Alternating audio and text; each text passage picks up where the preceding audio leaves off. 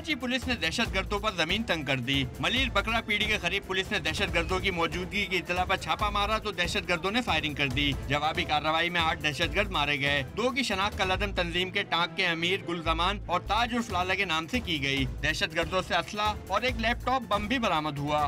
SSP Malir Rao अनवार के मुताबिक कलअदम जमातों का नेटवर्क अफगानिस्तान से चलाया जा रहा है। दहशतगर्द किसी बड़ी कार्रवाई के लिए कराची पहुँचे थे।